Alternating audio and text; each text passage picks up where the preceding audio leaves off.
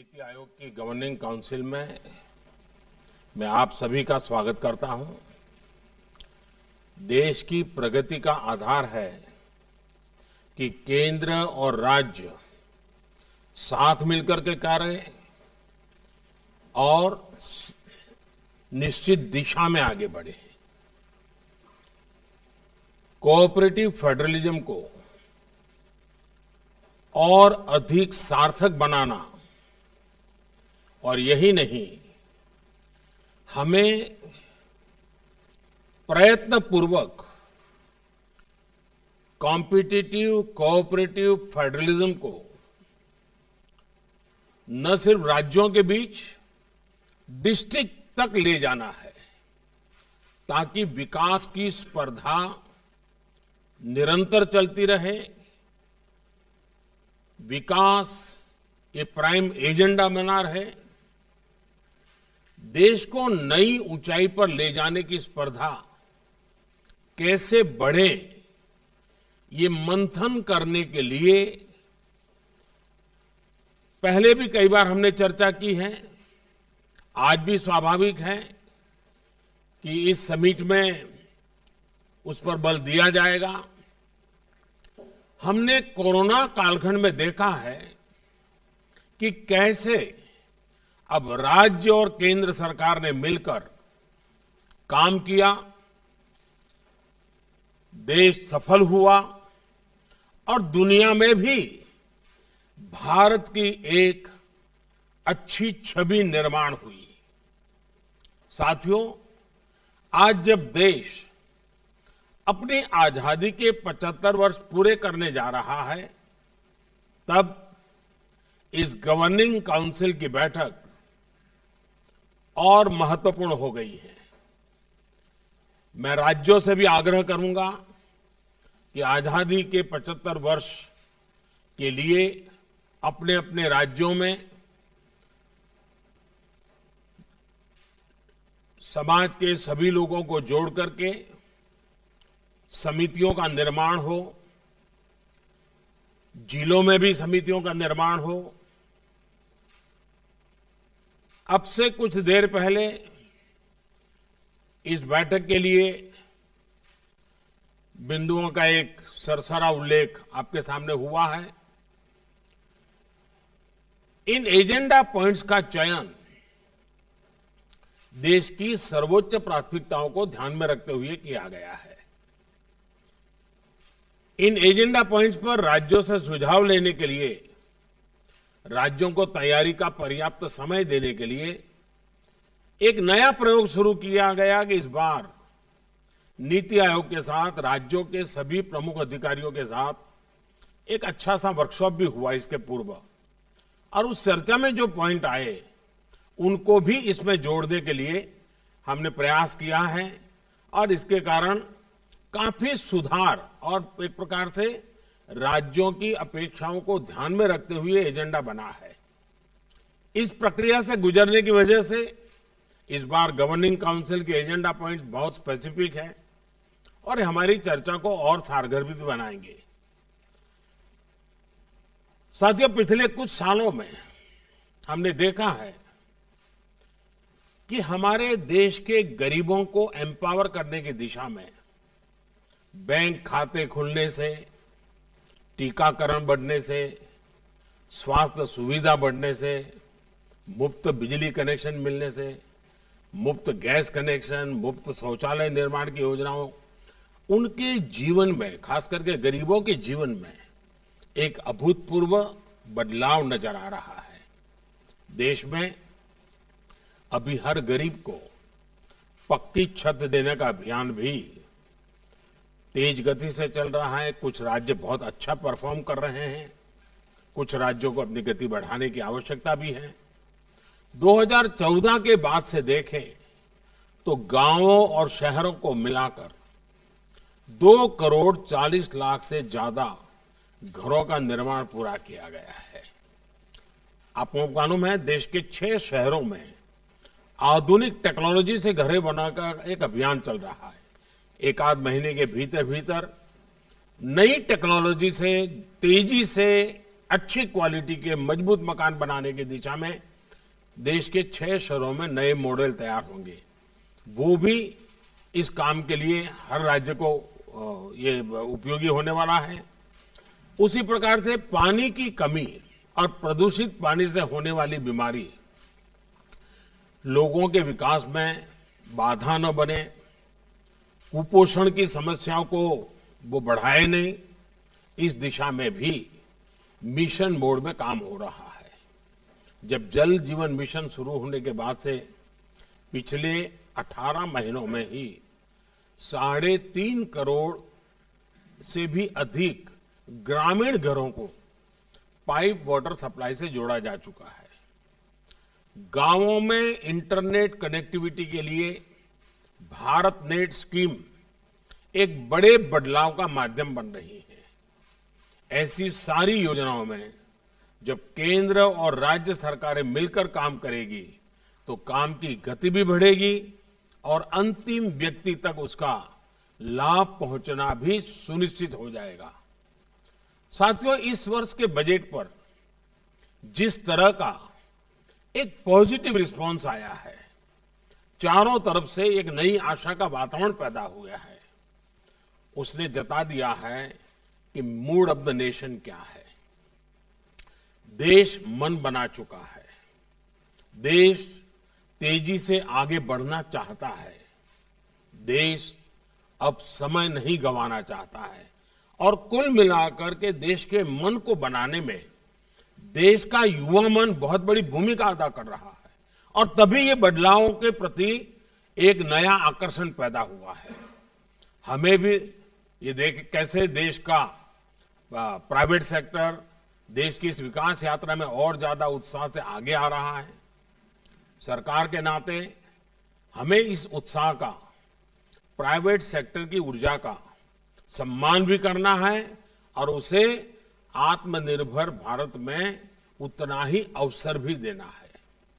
आत्मनिर्भर भारत एक ऐसे नए भारत की तरफ कदम है जहां हर व्यक्ति, हर संस्था, हर उद्यम को अपनी पूरी क्षमताओं से आगे बढ़ने का अवसर मिले। साथियों, आत्मनिर्भर भारत अभियान एक ऐसे भारत का निर्माण का मार्ग है जो न केवल अपनी आवश्यकताओं के लिए बल्कि विश्व के लिए भी उत्पादन करे और ये उत्पादन विश्व श्रेष्ठता की कसौटी पर भी खरा उतरे। और इसलिए मैं हमेशा कहता हूं, zero defect zero effect. Bharat जैसा युवा देश, उसकी आकांक्षाओं को ध्यान में रखते हुए हमें आधुनिक इंफ्रास्ट्रक्चर का निर्माण करना होगा, इनोवेशन को बढ़ावा देना होगा, टेक्नोलॉजी का ज्यादा से ज्यादा प्रयोग करना होगा, शिक्षा कौशल के बेहतर अवसर उन्हें देने होंगे। साथियों, हमें अपने बिजनेस को, एमएसएमईज को, स्टार्टअप्स को और मजबूत करने की जरूरत है।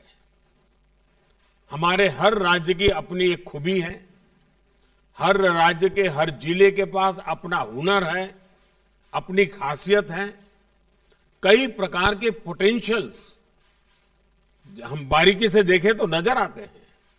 सरकार द्वारा देश को ये सैकड़ों जिलों के प्रोडक्ट्स को शॉर्टलिस्ट करके उनके वैल्यूएडिशन के लिए, मार्केटिंग और एक्सपोर्ट के लिए उन्हें प्रमोट किया जा रहा है। इससे राज्यों के बीच एक स्वस्थ स्पर्धा अभी प्रारंभ हुई है, लेकिन आगे बढ़ाना है।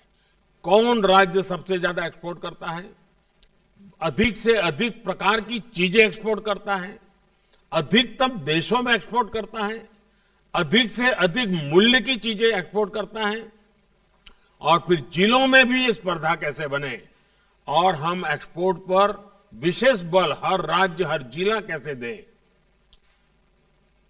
हमें इस प्रयोग को जिलों और ब्लॉक्स के बीच भी लेकर जाना है। हमें राज्यों के संसाधनों का पूरा इस्तेमाल करना होगा। राज्यों से होने वाला एक्सपोर्ट हमें आग्रहपूर्वक, और इसका हिसाब किताब हर महीना लेना चाहिए, और उसको बढ़ाना चाहिए। पॉलिसी फ्रेमवर्क और केंद्र एवं राज्यों के बीच बेहतर तालमेल भी बहुत जरूरी है। अब जैसे हमारे यहां कोस्टल स्टेट है,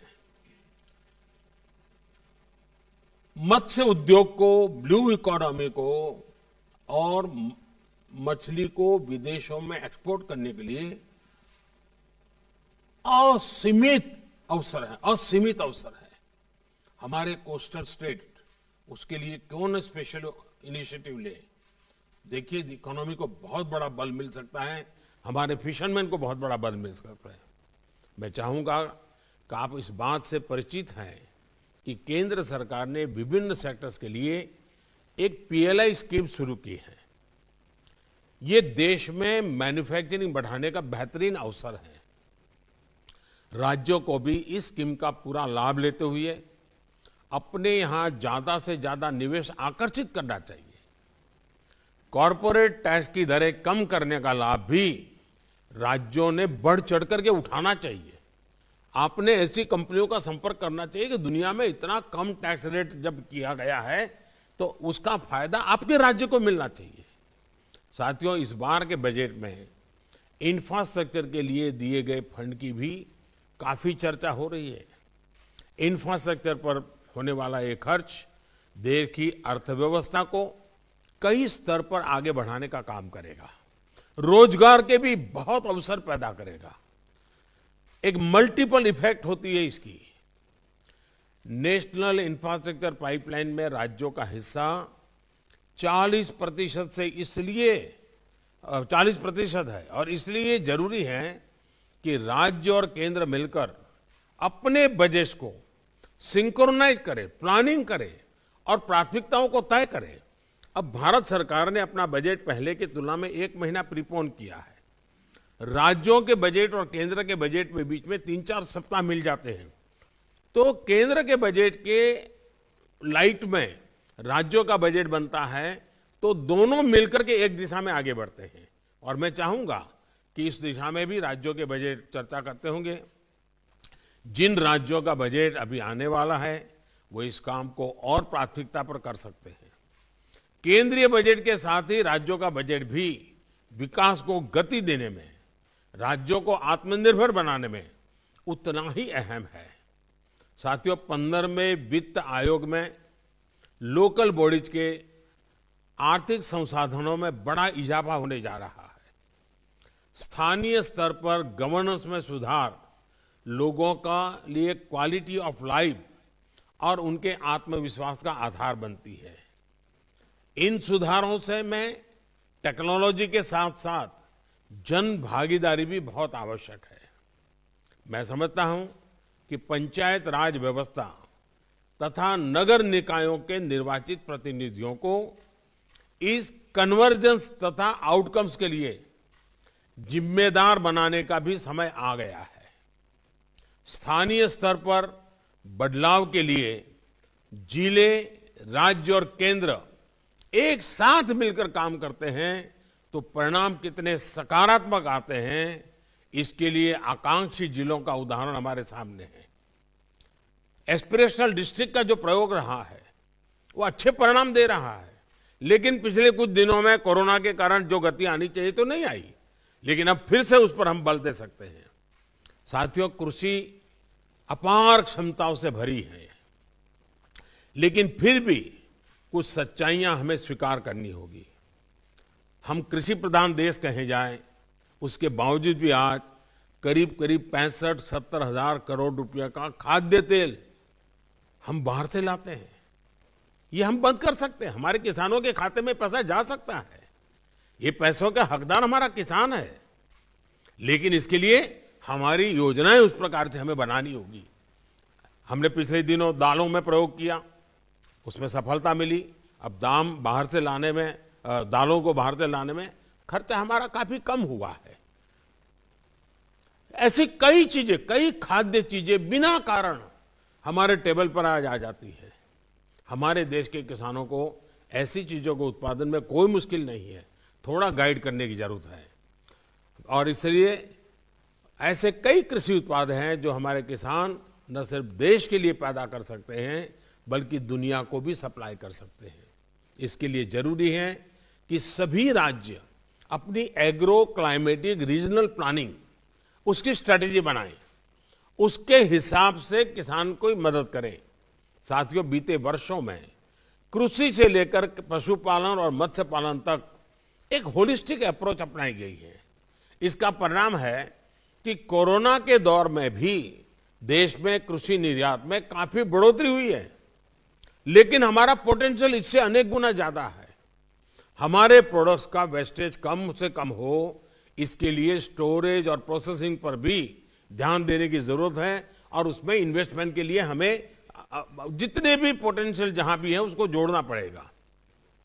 हमें जानते हैं कि भारत साउथ ईस्ट एशिया में रॉ फिश एक्सपोर्ट करता है। जब मैंने प्रारंभ में कहा, वहां वो फिश प्रोसेस करके भारी मुनाफे और प्रोसेस प्रोडक्ट के तौर पर बेची जाती है। क्या हम सीधे प्रोसेस फिश प्रोडक्ट को बड़े पैमाने पर एक्सपोर्ट नहीं कर सकते? हमारे सभी कोस्टल स्टेट खुद अपना इनिशिएटिव लेकर के इस पूरे ग्लोबल मार्केट को ऊपर अपना प्रभाव पैदा नहीं कर सकते हैं? ऐसी स्थिति कई और क्षेत्रों, कई और प्रोडक्ट्स के साथ है। हमारे किसानों को जरूरी आर्थिक संसाधन मिले, बेहतर इंफ्रास्ट्रक्चर मिले, आधुनिक टेक्नोलॉजी मिले, इसके लिए रिफॉर्म्स बहुत जरूरी है। साथियों, हाल ही में ऐसे कई रिफॉर्म्स किए गए हैं जो रेगुलेशन को कम करते हैं, सरकार का दखल कम करते हैं। मैंने पिछले दिनों देखा, सरकार के अंदर सामान्य व्यक्ति को कंप्लायंस, हजारों ऐसे कंप्लायंस हैं जिसको हम निकाल सकते हैं। जैसे पिछले दिनों हमने 1500 कानून खत्म किए। मैं राज्यों से आग्रह करूंगा, आप एक छोटी टीम बिठाइए, बिना कारण, अब जब टेक्नोलॉजी है तो बार बार चीजें मांगने की जरूरत नहीं है लोगों से। ये कंप्लायंस का बर्डन देश के नागरिक के सर पर से हम कम करें, राज्य आगे आए। मैंने भी भारत सरकार में कहा है और हमारे कैबिनेट सेक्रेटरी उसके पीछे लगे हुए हैं, कंप्लायंस की संख्या जितनी कम हो करनी है। ये भी ईज ऑफ लिविंग के लिए बहुत जरूरी है। उसी प्रकार से साथियों, युवाओं को अपना सामर्थ्य खुलकर दिखाने का भी हमें मौका देना होगा। कुछ महीना पहले ही आपने देखा होगा कुछ महत्वपूर्ण निर्णय किए गए, उसकी चर्चा बहुत ज्यादा नहीं होती है लेकिन इसका परिणाम बहुत बड़ा होता है। ओएसपी रेगुलेशंस को रिफॉर्म किया गया था। इससे युवाओं को कहीं से भी काम करने की फ्लेक्सिबिलिटी मिली है। इसका बहुत बड़ा लाभ हमारे टैक्स सेक्टर को मिला। मैं अभी पिछले दिनों आईटी सेक्टर के लोगों से बात कर रहा था। मुझे कईयों ने बताया कि उनके 95% लोग अब घर से ही काम कर रहे हैं और उनका काम अच्छा चल रहा है। अब देखिए ये कितना बड़ा बदलाव आ रहा है। हमने इन चीजों पर बल देना होगा। हमें ऐसी जो बंदिशें हैं उन सारी बंदिशों को समाप्त करना चाहिए। काफी मात्रा में हमने पिछले दिनों रिफॉर्म करके किया भी है। आपने देखा होगा कुछ दिन पहले हमने एक बहुत महत्वपूर्ण निर्णय किया है। जियो स्पेशियल डेटा से जुड़े नियमों को भी लिबरलाइज कर दिया है। जो अभी हमने किया है वो अगर आज से 10 साल पहले हम कर पाते तो शायद ये गूगल वगैरह भारत के बाहर नहीं बनते, वो हमारे यहां बनते। हमारे ही लोगों की टैलेंट है लेकिन प्रोडक्ट हमारी नहीं है। इससे हमारे स्टार्टअप्स और टेक सेक्टर को तो बहुत बड़ी मदद मिली है। मैं चाहता हूं कि ये फैसला देश के सामान्य मानवी की ईज ऑफ लिविंग बढ़ाने में मदद करेगा। और साथियों, मैं 2 चीजों का आग्रह करूंगा। आज विश्व में हमें एक अवसर प्राप्त हुआ है।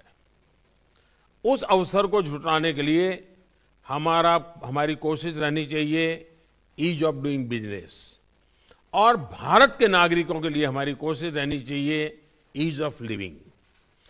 ग्लोबली भारत के पोजीशनिंग के लिए, भारत को अपॉर्चुनिटी ग्रैब करने के लिए ईज ऑफ डूइंग बिजनेस का महत्व है और उसके लिए हमारे कानूनों में सुधार करना होगा, व्यवस्थाओं में सुधार करना होगा और देश के नागरिकों की आशा अपेक्षाओं को पूरा करने के लिए, उसके जीवन को सरल करने के लिए ईज ऑफ लिविंग के लिए जो चीजें आवश्यक हैं उसको बल देना पड़ेगा। साथियों, मैं अब आपके अनुभव, आपके सुझाव सुनने के लिए उत्सुक हूं। आज हम दिन भर बैठने वाले हैं, बीच में एक थोड़ा समय हम ब्रेक लेंगे, लेकिन हम सारे विषयों की बात करेंगे। मुझे विश्वास है कि हमेशा की तरह इस बार भी आप सभी की तरफ से रचनात्मक और सकारात्मक विचार आप देश को आगे ले जाने में बहुत काम आएंगे और हम सब मिल करके केंद्र और राज्य हम एक देश के रूप में एक ही दिशा में जितनी शक्ति लगा सकते हैं लगी शक्ति लगा करके विश्व में एक अभूतपूर्व अवसर भारत के लिए पैदा हुआ है। ये मौका हम जाने नहीं देंगे। इसी एक अपेक्षा के साथ मैं फिर एक बार इस महत्वपूर्ण समिट में आप सबकी उपस्थिति का स्वागत करता हूं, आपके सुझावों का इंतजार करता हूं। बहुत बहुत धन्यवाद।